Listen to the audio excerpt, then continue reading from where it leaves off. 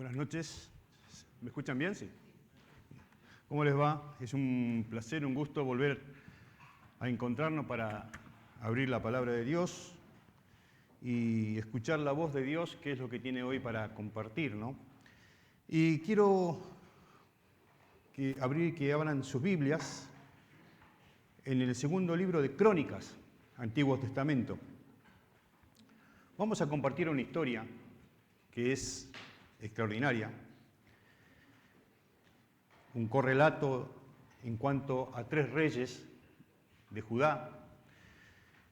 Y vamos a abrir Segunda de Crónicas, capítulo 27.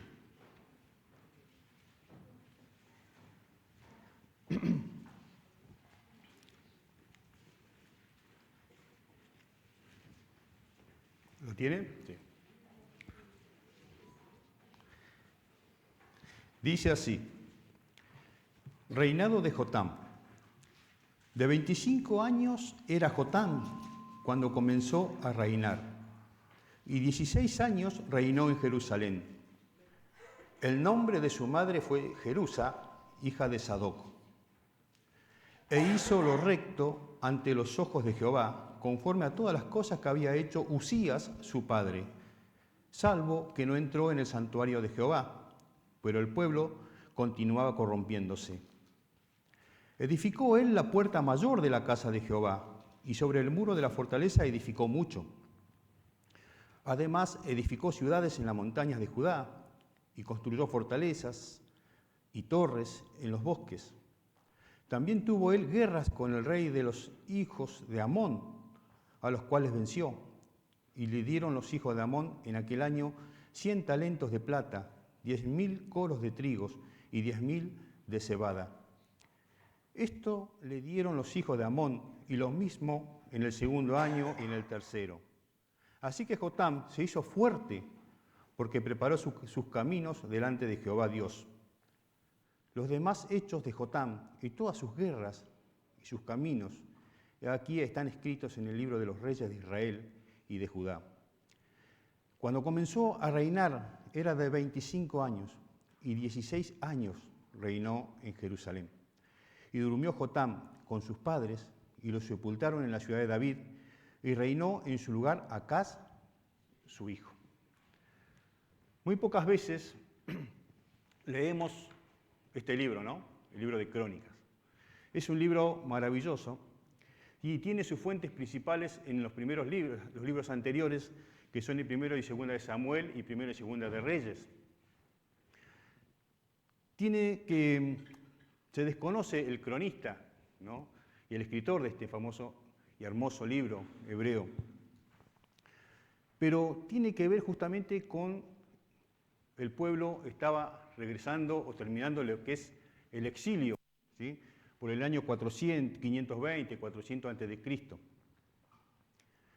Ahora, si vos prestaste atención a lo que acabamos de leer, está Dios tratando de, a través de los reyes y la historia de los reyes, está tratando de inculcarle al pueblo que tenga determinadas actitudes o actos que puedan ser de bendición ¿para quién? Para el pueblo. Ahora nosotros también tenemos esa oportunidad hoy en día, que la palabra de Dios es inspirada ¿por quién? Por Dios. Y es útil para redarguir, para enseñar, pero por sobre todo, ¿saben para qué? Para corregir. Y dice la palabra de Dios y de qué manera nosotros podemos entender cuál es nuestra actitud, nuestro comportamiento ante lo que sucede hoy en día a los ojos de ¿quién? Del mundo. Dice la palabra de Dios: no os conforméis a este siglo, sino transformaos por medio de la renovación de vuestro entendimiento. ¿Para qué? Para que comprobéis cuál es la voluntad de Dios, agradable y Romanos 12, 2. Pero también esto está muy relacionado a ¿por qué actuamos así? ¿Por qué nuestro entendimiento? ¿Y con qué está relacionado nuestro entendimiento? Nuestro entendimiento está relacionado con todo nuestro ser, nuestro corazón. Por eso que la Biblia dice también, y hay consejos prácticos en los libros de Proverbios. Son prácticos. Y hoy leyó mucho Julio, ¿no? que dice uno, muchos pensamientos hay en el corazón del hombre. Muchos pensamientos hay en el corazón. Y acá hay un correlato y una relación entre ¿qué? Entre el pensamiento con el corazón. Pero sigue diciendo la parte 2 de este proverbio, mas el consejo de Jehová permanecerá. Proverbios 19, 21. Jotam, un rey de Judá. ¿Qué vemos acá? Y encontramos en la historia de Judá, y este reinado, que se dividió en dos, en el norte y en el sur y en el norte, ¿sí? Llamado Reino de Israel y Reino de Judá, tuvo varios reyes uno de ellos. Y encontramos acá, ¿sí? Y ahí están las palabras, dos palabras que quiero que hoy puedas llevarte en tu corazón, que es, e hizo, y acción que tiene que ver con nuestras actitudes, e hizo lo recto ante los ojos de Jehová, pero también la contracara de esto, ¿qué sería? Mas no hizo lo recto ante los ojos de Jehová. Y es interesante esto. Jotam, un rey, un hombre con poder, un hombre de familia, un hombre con responsabilidad, igual que nosotros. Ahora, fíjate cómo comienza este versículo. De 25 años era Jotam cuando comenzó a reinar y 16 años reinó en Jerusalén. ¿Cuántos chicos hay acá, no? 17, 18, 19, 20. 25 años cuando Jotam comenzó a reinar. Y reinó 16 años. ¿Sí? En total vivió, si vos seguís, 41 años. Murió joven, ¿no? Muy joven. ¿Y qué es lo que nos narra? Dice que muchas historias, esto está en los libros de Reyes. Pero sigue diciendo algo interesante. Dice, el nombre de su madre era Jerusa, hija de Sadoc. ¿Quién era Sadoc? Qué interesante, ¿no? Podemos decir que Jotam tenía descendientes, y si miraba para atrás, podemos decir que tenía un abuelo de renombre en cuanto a lo espiritual. Sadoc era un sacerdote. ¿Sí? ¿Y dónde? Bueno, aparece Sadoc acá. Pero ¿por qué es importante Sadoc? Porque Sadoc fue el que reemplazó en su momento a un sacerdote llamado Elí. ¿Lo recuerdan Elí?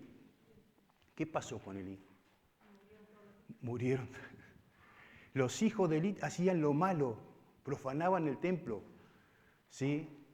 Y dice que Elí no los amonestaba. Y aparece el profeta Samuel allí. Y acá Sadoc fue el que ocupó luego el lugar como sacerdote. Entonces, vemos que Sadoc era un hombre llamado por Dios y era el abuelo de este famoso rey, Jotam. Pero sigue diciendo, conforme a todas las... Dice que Jotam hizo lo bueno, lo recto ante los ojos de Jehová, ¿sí? Conforme a todas las cosas que había hecho sus padres, Usías. Acordate estos nombres. ¿Quién era Usías? El rey anterior. E hizo lo recto.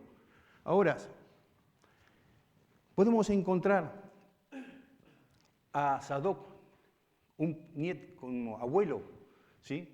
O un padre, un rey, que también era recto, ¿sí? Y es más, Sadoc, ¿sí? Este sacerdote, si vos lees Mateo capítulo 1, dentro de las genealogías del Señor Jesucristo, aparece en el versículo 14 de Mateo 1, aparece Sadoc como generación de Jesús. Miren ustedes, si no era importante, el abuelo de ¿quién? De Jotam. Ahora, Usías hizo lo recto también el rey anterior.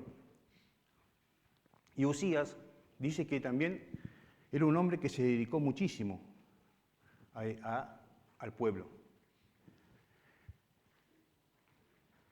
Ahora, ¿qué aprendió de su padre Jotam? ¿Y qué hace un rey? Si yo les pregunto a ustedes, seguramente hoy en día hay muchos reyes, ¿no? Viven muy bien, tienen muchos lujos. Pero un rey debe gobernar en esa época. Un rey debe administrar. Un rey debía impartir justicia. Saben que hasta el año 1700 por ahí la justicia estaba concentrada solamente en una sola persona, ¿no? Que después vinieron de la Revolución Francesa, que se dividieron los tres famosos poderes. Pero antes estaban, ¿qué cosa? Concentrados los poderes en una sola persona, porque el rey era considerado una autoridad divina. ¿Sí? Ahora, pero también Jotam tenía que entender sus límites. Ahora, podemos encontrar en Jotam que hizo lo recto ante los ojos de Jehová. Que Jotam tenía una buena simiente, por así decirlo, de abuelo, pero también de padre. Y Usías fue una persona que hizo muchas obras, ¿sí? Y quedaron a la vista de quién, de todo el pueblo, y a la vista de quién también, de su hijo Jotam. Usías, ¿saben qué es? Figura en el capítulo 25 del segundo libro de Crónica. Ahí están los colegas de nuestro hermano Goblia, ¿sí? Ahí figuran los primeros ingenieros. Dice que Usías se rodeaba de ingenieros, de colegas de acá de mi hermano, ¿sí? Y que hicieron muchas maquinarias, y que era una ciudad próspera y crecía. Y en esas condiciones conoció Jotam, y Jotam era una persona con buena ética, con buena moral, sabía lo que era bueno, sabía que era lo malo. Pero acá dice, ahora yo quiero que vos me sigas, versículo 2, seguime con la lectura. E hizo lo recto ante los ojos de Jehová, conforme a todas las cosas que había hecho Usías, su padre. Y acá aparece algo, salvo. ¿Me seguís? Salvo que no entró en el santuario de Jehová. Que no entró en el santuario de Jehová. Tenía sus limitaciones. Por afuera era una persona ética, con moral, con un buen comportamiento. Hacía cosas buenas para alrededor, para el pueblo. ¿Sí? Pero estaba distanciado de las cosas que eran importantes para el pueblo. ¿Qué hacía Jotam? Y seguimos leyendo, ¿no? Edificaba. ¿Sí? ¿Seguí ahí leyendo el 4? Y el 5 dice, edificó él la puerta mayor de la casa de Jehová y sobre el muro, la fortaleza, edificó, ¿poquito? Mucho alrededor. Pero no entraba ¿a dónde? Al templo, al santuario, a la presencia de Dios. Además edificó ciudades y montañas. Edificó mucho. Jotam hacía o mandaba hacer de todo a los ojos de Dios, pero él no entraba a la presencia de Dios. Jotam estaba muy ocupado por las actividades periféricas y materiales y a la vista de muchos, pero no buscaba a Dios. ¿Trabajaba y administraba el reino? Sí, pero no estaba en intimidad con Dios. Tuvo victorias de guerra, menciona el versículo 6, ¿no? 5. Tuvo muchas guerras y las ganó, y tuvo mucha ganancia, pero eso no lo hacía llegar a la presencia de Dios. Jotam se hizo, dice el versículo 6, se hizo muy fuerte, pero no entraba en el santuario y no estaba en intimidad con Dios. ¿Qué nos puede enseñar esta historia? ¿Qué nos dice Dios en esta historia? Que Jotam menospreció de alguna manera, descuidó, dejó de lado lo importante, la comunión, el tiempo especial con Dios. No se despojó del yo, de quitarse esa corona de rey, porque mayor que él es Dios. Ahora, Vamos a seguir con el versículo 2. Dice, salvo que no entró en el santuario de Jehová. ¿Pero qué pasó con el pueblo? Continuó corrompiéndose. Hermanos, esto es importante. Esto es muy, muy importante. Hay una espiral acá, personal, familiar y social. ¿Qué es cuando algo se corrompe? ¿Qué pasa si vos descuidás algo? Se echa a perder. Cambia su estado natural. Por eso que Dios en esta actitud, Dios nos muestra de que hay actitudes que a nosotros son de bendición. Y no está hablando de esto, está hablando de la condición espiritual de cada uno de nosotros. Personal, familiar y social. El pueblo, dice acá, continuaba corrompiéndose, porque él estaba en lo periférico, no buscaba y descuidó la intimidad con Dios.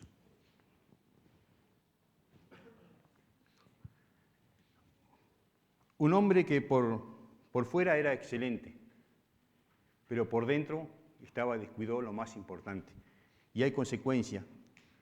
Cuando algo aparece, cuando habla de corrompido, con la corrupción, tiene que ver, su significado original tiene que ver con un olor. ¿Con un olor qué cosa? Desagradable. ¿Sí? Cuando comienza algo a descomponerse, de eso se trata tanto. ¿Sí? Ahora nosotros, Jotán era un rey, un esposo, era un rey, era un gobernante, era un hombre de carne y hueso como vos y como yo. ¿Sí?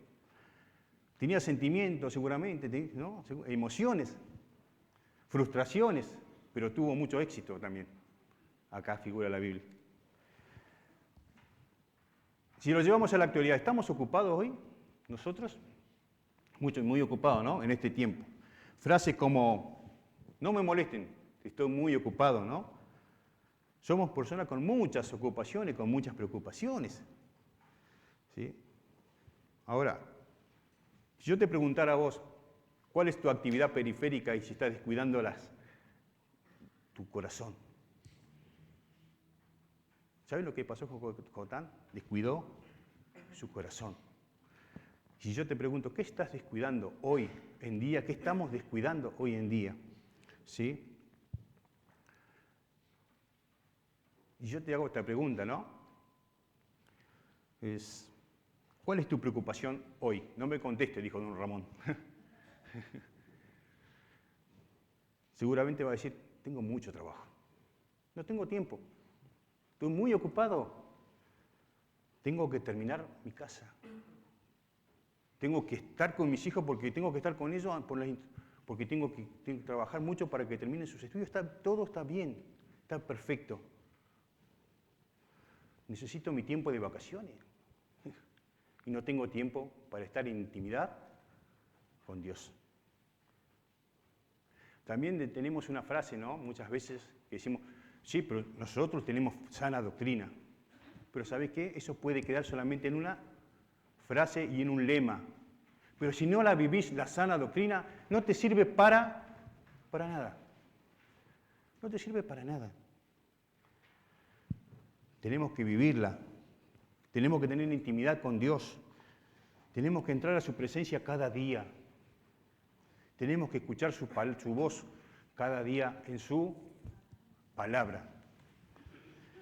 No seamos como Jotán, no menospreciemos lo que Dios nos da, que es la libertad de poder estar en su presencia.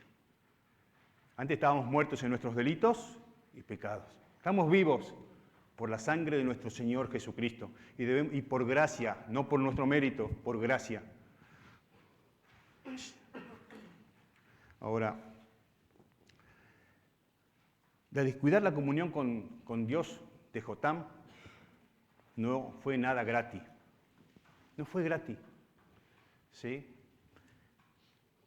Versículo 9 dice, y durmió Jotán con sus padres y lo sepultaron en la ciudad de David y reinó en su lugar su hijo Acaz.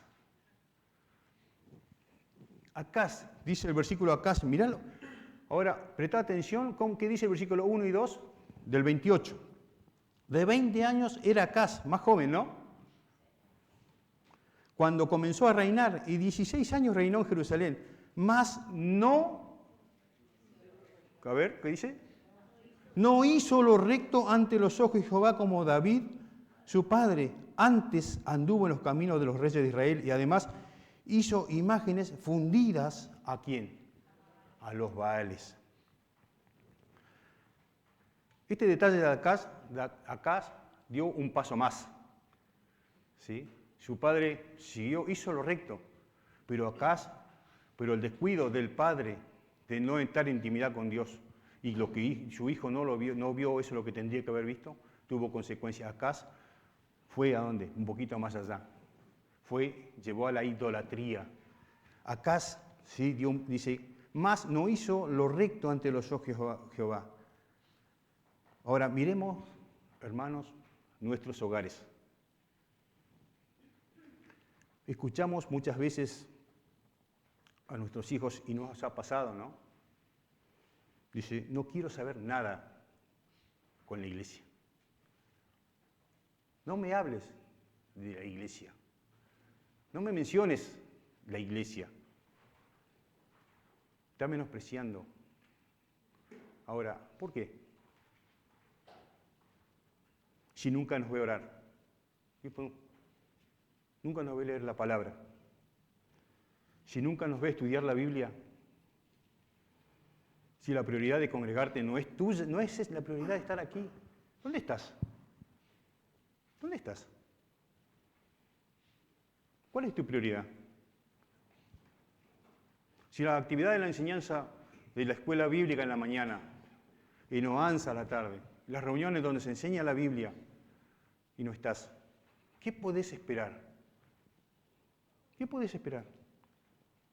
Sembrás y cosechás. Pensemos, ¿sabéis qué, hermano? Aún no es tarde. Estamos vivos, tenemos la esperanza, tenemos la Escritura. Dios es paciente y su misericordia dice que se renueva de día en día. Dios no cambia, Dios es Dios. Si eres un hijo de Dios, por la sangre de Jesucristo, te exhorto, te animo. Y la Biblia dice, te redarguye, te corrige, porque es útil para que vuelvas a estar en intimidad con Dios. No mires los periféricos, entra al santuario de Jehová, a la presencia de Dios, que eso es lo que te va a producir fruto para vos y para tu familia. El rey Salomón también dice, le pasó lo mismo, ¿no? Dice que pedía, ¿cómo voy a gobernar? Pidió un corazón. ¿Sí? Entonces, da pues a tu siervo un corazón entendido, le dijo Salomón. No pidió otra cosa, sino un corazón entendido para gobernar como rey. Pero ¿qué pasó? El corazón es engañoso, ¿no? El rey Salomón también fue engañado en su corazón. Pero también no todo es negativo acá, en este sentido. Ahora vamos a ver al hijo de Acaz. Ahora, capítulo 28, versículo 27, 28-27. Me dicen la hora porque... ya está bien. Y durmió Acaz con sus padres y lo sepultaron en la ciudad de Jerusalén, pero no le metieron en los sepulcros de los reyes de Israel. Y reinó en su lugar, ¿que quién? Ezequías, sus hijos. ¿No? Y acá ya hay algo hermoso, maravilloso, que nosotros debemos tener presente. Aparece que Ezequías, dice, comenzó a reinar Ezequías, capítulo 29 de Segunda de Crónica. Comenzó a reinar Ezequías siendo de 25 años, la misma edad de quién? De su papá, de su abuelo, Jotam, ¿no? Y reinó 29 años, fue el que más reinó. Dice, el nombre de su madre fue Abías, hija de Zacarías. Pero ¿qué pasó? E hizo lo recto ante los ojos de Jehová. Conforme a todas las cosas que había hecho David, su padre. Fíjate que acá es interesante. Acá no menciona ni a los abuelos, ni a su abuelo, ni a su padre, ni a su avuelo. Va al principio al rey, David. Hermano, no sé cuál será tu situación. No sé qué estarás pasando. ¿Dónde está tu corazón? ¿Dónde estará tu mente? Si querés renovar tu mente a la mente de Jesucristo, volvamos al principio. Por eso se llama principios, la Biblia, ¿no? Volvamos al principio. Él miró al rey David, un hombre conforme al corazón de Dios. Volvamos para atrás. Ahora, ¿qué hizo Ezequías? Se remontó a sus antecesores, dice, y volvió al inicio. Ezequías, ¿saben qué? No le dio una lavada de cara a la puerta. ¿Sabes qué hizo con el templo? Lo abrió. ¿Sabés qué hizo con el templo?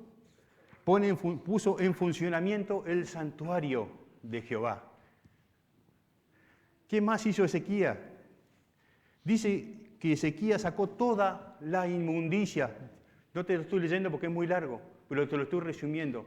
Ezequías lo que hizo fue, sacó toda la inmundicia del templo de Jehová.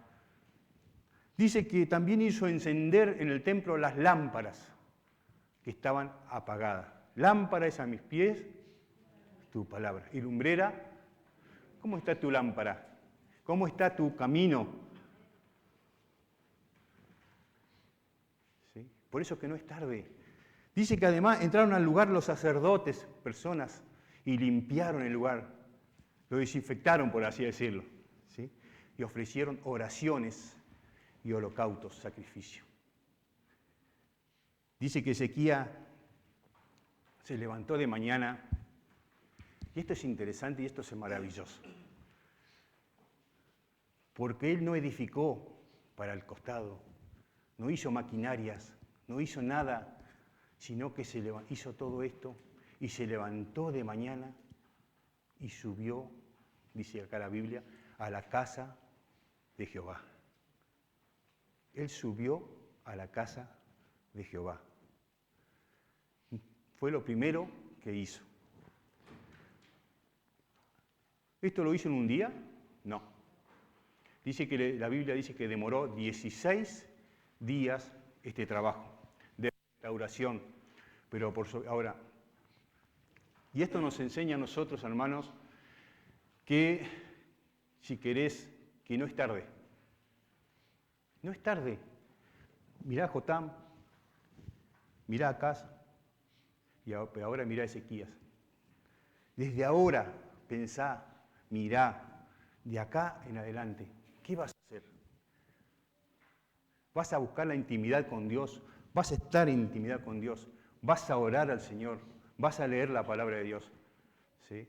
Porque Dios quiere la bendición para tu vida y para tu familia. Eso es lo que Dios quiere. Ahora, ¿qué mejor ejemplo tenemos nosotros que nuestro Señor Jesucristo para cerrar? ¿Qué mejor ejemplo? Jesucristo andaba divagando, perdiendo el tiempo. No. Jesucristo tuvo 3 años en la tierra cumpliendo un ministerio y andaba, dice que se apartaba en la barca y se iba porque la gente lo agolpaba y estaba cansado. Estaba muy cansado Jesús. Pero nosotros, y Dios nos deja la Escritura, toda la historia, la narrativa sobre lo que Jesucristo nos hizo en este mundo. Pero nosotros, ¿sabés qué nos dice Hebreos? Dice, puesto los ojos en Jesús, el autor y consumador de la fe, el cual por el gozo puesto delante de él, sufrió la cruz, menospreciando el oprobio, y se sentó a la diestra del trono de Dios. Jesús, ¿sabés lo que ponía Jesús en primer lugar? Su corazón. Como hizo Ezequías. Jesús puso su corazón. Sobre toda cosa guardada, guarda tu corazón, porque de él mana la vida. Jesucristo cuidó su corazón, pero Jesucristo también cuando entraba a la sinagoga, ¿qué hacía? Leía la palabra de Dios. Dice que a los 12 años Jesús crecía en sabiduría, en estatura, pero crecía en gracia para con Dios y para con los hombres, según Mateo, el libro de Mateo. Jesús en todo momento fue enseñado, en todo momento crecía en sabiduría, en conocimiento de Dios. ¿Y qué era lo que qué es lo que te llama de Jesús en este tiempo? ¿Qué es lo que te llama la atención? Si Jesús no perdía el tiempo, Jesús caminó, peregrinó, anduvo mucho en la tierra. La oración. Jesús oraba mucho. Dice Marcos 1:35, levantándose muy de mañana y siendo aún muy oscuro, salió y se fue a un lugar desierto y allí oraba. Marcos 1:35. De mañana estaba muy ocupado Jesús. Quería dormir, como todos nosotros, ¿no? Pero ¿qué hacía él? Se levantaba y estando aún oscuro, y cuando está un poquito oscuro, ¿sí? No te da fiaca. Pero oraba. Jesús oraba por la tarde, después de sus actividades.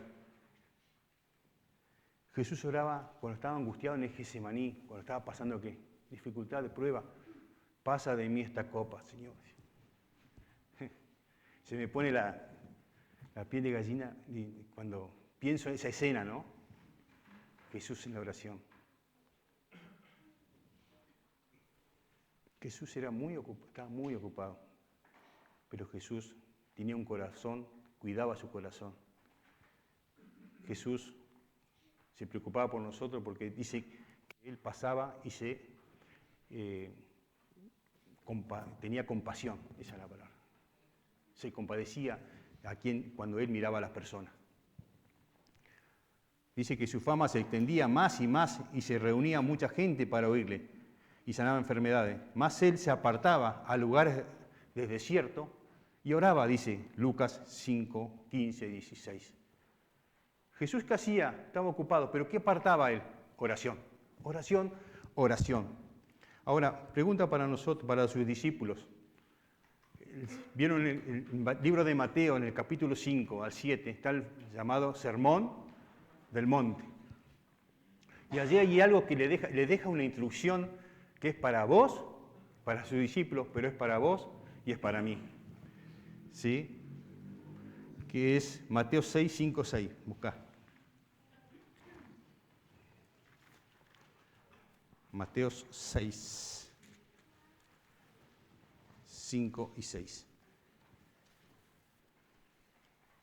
Cuando ores, no sea como los hipócritas, porque ellos aman el orar en pie en la sinagoga y en las esquinas de las calles, para ser vistos de los hombres. De cierto os digo que ya tienen su recompensa. Mas tú, y ahí poné tu nombre, poné tu nombre. Mas tú, cuando ores, entra lo que no hizo Jotam, pero sí Ezequías. Entra a tu aposento y cerrada la puerta, ora a tu Padre que está en secreto. Y tu Padre que ve en lo secreto te recompensará en público. Esa es la instrucción que nos dejó. ¿Estás ocupado? ¿Estás muy ocupado para entrar al santuario y a la intimidad con Dios? No te estoy hablando de la iglesia. La iglesia es una consecuencia de venir acá. Si vos no querés estar acá, es muy difícil que estés en comunión en tu hogar. Es muy difícil. Entonces,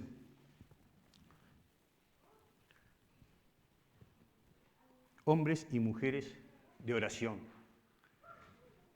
El sermón del monte, ¿no? Jesús cuidaba su corazón, así como quiere que nosotros cuidemos nuestro corazón. Y esto, cuando vos te presentes a Él en intimidad, Dios quiere que vos le ofrezcas un corazón sincero, un corazón honesto, un corazón íntegro, sin fisuras. ¿Sí?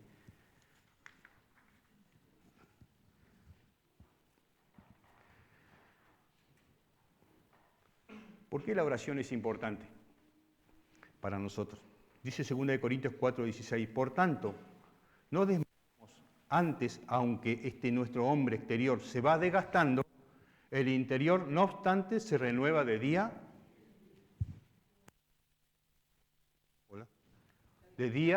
en día. Hablamos de los ministerios, ¿no? Están de vacaciones, está perfecto. Y hay momentos que digo yo, "Ay, los chicos otra vez", ¿no? Me quedo ahí afuera, ¿no? Porque ya estamos grandes y por ahí el ruido nos molesta un poquito, ¿no? Y el cuerpo se va desgastando y es así. Y el oído también se va desgastando. A veces escucho desafinado el instrumento, ¿no? Pero saben que hay algo que no se gasta. Es la oración.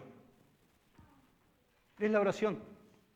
Podés dejar un ministerio porque estamos cansados, porque ya somos grandes, pero la oración va a ser nuestro ministerio hasta que el Señor nos venga a buscar. Esa va a ser la oración. Ahora, yo quiero que, para cerrar, que cierres tus ojos un momento.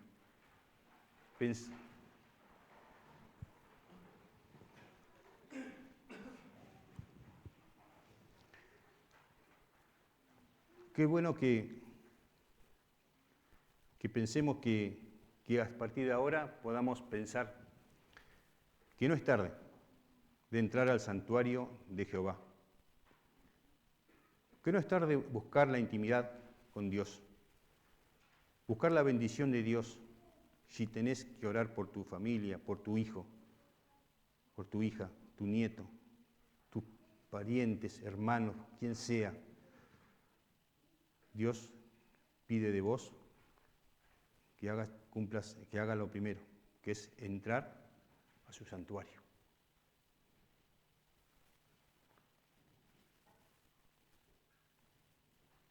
Y que el día de mañana pueda decir, bien, buen siervo y fiel. Sobre poco has sido fiel, sobre mucho te pondré. Entra en el gozo de tu Señor. Miremos ahora nuestras ocupaciones. Edifico para afuera y actividades que me desenfocan de estar en la presencia de Dios. Quiero seguir el ejemplo de Ezequías, pero también el ejemplo de mi Señor, el Rey de Reyes, Señor Jesucristo. Quiero buscar la intimidad con Dios, entrar en su presencia en oración, escuchando su voz en la Biblia cada día. Quiero tener una vida de oración en mi vida espiritual, por mi hogar, por mi familia, por amistades. Entender que esto lleva un proceso, que lleva un tiempo, como le pasó al rey, pero que no es imposible porque para Dios no hay nada imposible. Que sea mi oración, y como dice una canción, que sea la palabra de Dios mi noble sostén cada día. Señor, gracias por este tiempo. Oro por cada corazón, por mi vida, por mi familia, por mis hijos, por mi nuera, por cada joven aquí presente, que pueda seguir el ejemplo de Jesucristo en oración, que pueda buscar en intimidad, que tú quieres estar con ellos. Tú buscas adoradores en espíritu y en verdad. Que nuestro corazón esté dispuesto a buscarte, Señor. Por cada familia aquí representada, dales un corazón dispuesto a buscarte cada día. Agradecido por tu amor, por tu misericordia que se renueva. Oramos agradecidos en el nombre de Jesús. Amén.